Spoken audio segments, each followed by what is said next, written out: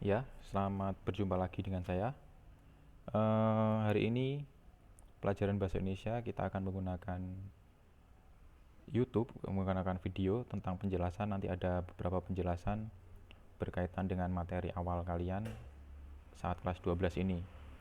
Tapi terutama sebelum memulai pelajaran, silakan absen dulu di kolom komentar dengan menuliskan nama, kemudian diikuti dengan kata hadir. Ya, kalau sudah, boleh juga kalau mau subscribe atau di like videonya, itu sangat membantu. Ya, kita mulai saja pelajaran hari ini.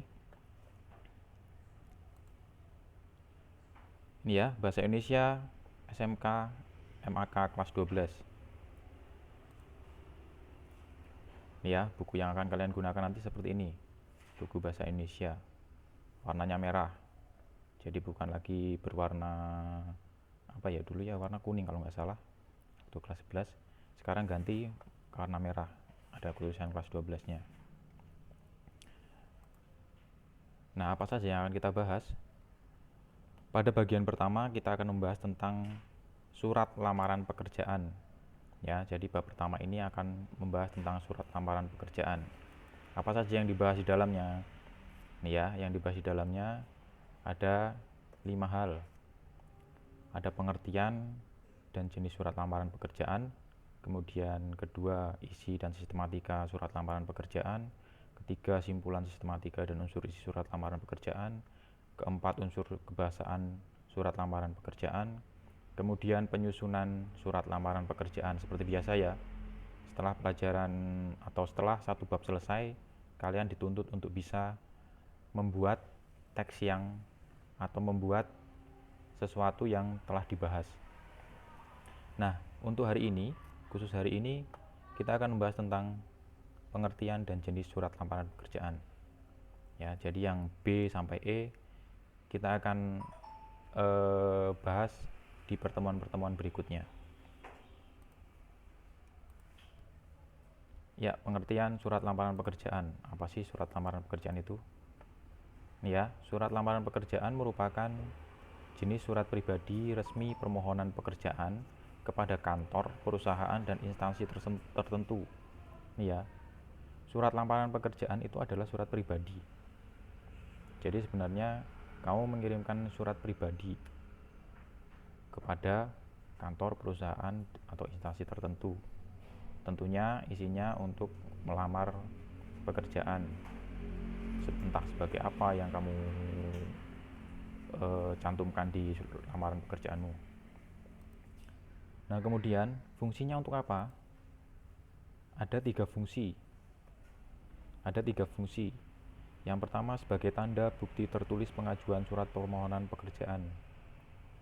Ya, karena surat lamaran pekerjaan itu adalah tertulis, jadi itu nanti akan diarsip oleh perusahaan atau instansi yang kamu ajukan surat lamarannya, dan itu nanti pasti akan disimpan, semuanya akan disimpan. Jadi apapun yang kamu tulis itu bisa dilacak kembali.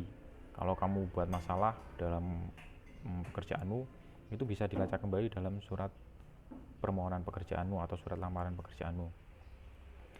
Yang kedua sebagai media atau alat komunikasi. Ya, alat komunikasi awal jelas. Karena kamu di dalam surat lamaran pekerjaan itu memperkenalkan dirimu.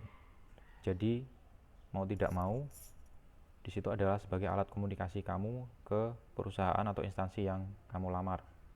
Kemudian yang ketiga, sebagai bahan pertimbangan penerimaan pekerjaan. Ya. Jadi nanti surat lamaran pekerjaan itu kamu tulis sesuai dengan apa yang ada. Jadi kamu tidak mengada-ada. Kamu tidak bisa, misalnya kamu memiliki kelebihan kelebihan fotografi misalnya. Nah, itu bisa kamu tulis. Tapi kalau kamu tidak mempunyai kelebihan fotografi, kamu tulis kelebihan atau bakat saya adalah fotografi. Nah, itu kamu berarti sudah membohongi, dan itu nanti efeknya akan bisa saja kamu tidak diterima dalam pekerjaan, karena pasti perusahaan akan mencari tahu lebih lanjut tentang kamu. Mungkin entah dari temannya, mungkin entah dari perusahaan, di dalam perusahaan itu ada yang kenal kamu. Ya, makanya surat lamaran pekerjaan adalah pertimbangan penerimaan pekerjaan yang kamu lamar nanti. Nah, selanjutnya jenis surat lamaran pekerjaan.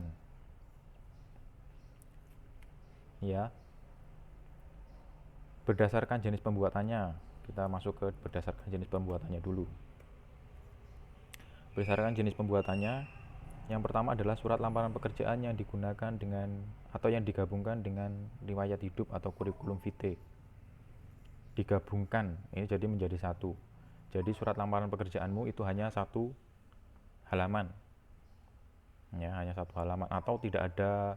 Kalau biasanya yang saat ini sering digunakan adalah yang ini, surat lamaran pekerjaan yang dipisah dengan riwayat hidup. Jadi riwayat hidup itu di dalam lampiran. Kalau ini tidak, jadi di satu kesatuan. Ya, jadi yang sekarang yang sering adalah ini. Kamu juga akan mencari contoh di internet nanti, jarang sekali kamu menemukan yang ini, atau bahkan tidak ada. Ya, yang sering adalah ini.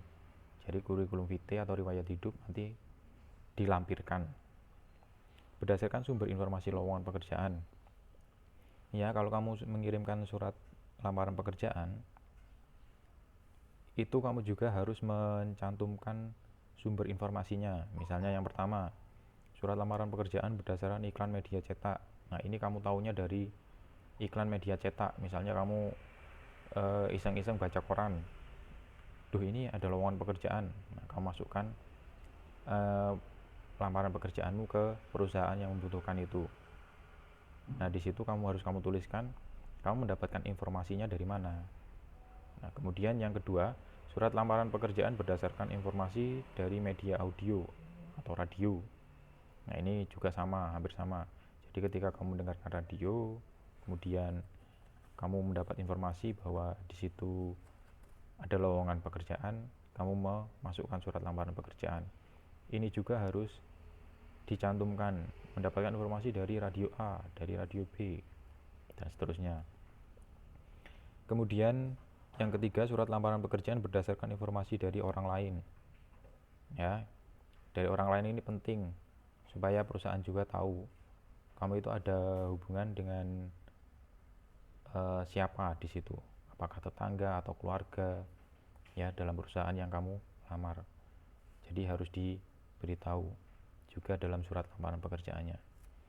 Kemudian yang keempat, surat lamaran pekerjaan berdasarkan inisiatif sendiri. Nah, inisiatif sendiri ini kamu tanpa mengetahui dari apapun dari yang ketiga hal ini tadi, ya kamu iseng-iseng, saya butuh pekerjaan, kemudian saya buat surat lamaran pekerjaan, saya kirimkan ke perusahaan A, perusahaan B, perusahaan C, perusahaan D, dan seterusnya. Ada 10 surat lamaran misalnya kamu masukkan. Itu inisiatif sendiri. Jadi kamu tidak usah menuliskan sumber apapun. Jadi 3 ini tidak usah tuliskan A, B, C, tidak usah. Ya. Nah, contohnya kita lihat contohnya. Ya, contohnya ya. Ini surat lamaran pekerjaan yang seperti saat ini. Ini yang standar. Jadi isinya ya hanya seperti ini. Jadi yang terhormat pimpinan personalia PT Jaya Sentosa di Jakarta. Terus ini identitas dirimu. Kemudian di sini pengajuan permohonan. Kamu ingin menjadi apa di situ. Kemudian ini ya, yang dilampirkan adalah beberapa hal, dan ada juga yang pertama ini biasanya kurikulum vitae atau tadi daftar riwayat hidup yang dicantumkan. Karena di sini belum ada. Jadi daftar riwayat hidup itu isinya tentang dirimu, kemudian tentang juga sekolahmu, tentang hobimu, tentang apa saja. Ya, namanya juga riwayat hidup. Ini yang standar. Nah, kemudian untuk saat ini sering sekali atau apa ya, sekarang sudah banyak yang kreatif. Jadi membuat surat lamarannya itu seperti ini. Ya, lebih menarik. Ini lebih menarik. Jadi ini ada fotonya, ada namanya, kemudian kontaknya seperti apa.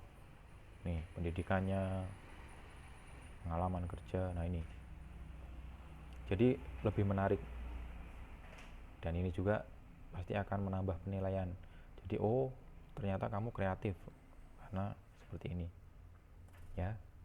Jadi itu contoh surat lamaran pekerjaan, dua hal ini ya. Jadi itu saja materi hari ini. Jadi materi hari ini tentang pengertian dan jenis surat lamaran pekerjaan. Nah, jika ada pertanyaan silahkan ditanyakan di kolom komentar ya. Silahkan ditanyakan di kolom komentar, nanti akan saya jawab pula di kolom komentar ya. Ingat, kita masih dalam masa siaga COVID-19. Rajin cuci tangan, jaga kebersihan, jaga jarak, hindari kerumunan, gunakan masker saat keluar rumah. Kemudian kalau bisa di rumah saja, nggak usah kemana-mana. Kemudian kalau kalian batuk atau bersin, lihat caranya ditutup ya. Mari kita bersama-sama melawan corona. Tetap sehat supaya nanti saat sekolah masuk kalian sudah bisa masuk dengan keadaan yang sehat ya. Ikuti anjuran pemerintah ya. Itu saja, terima kasih.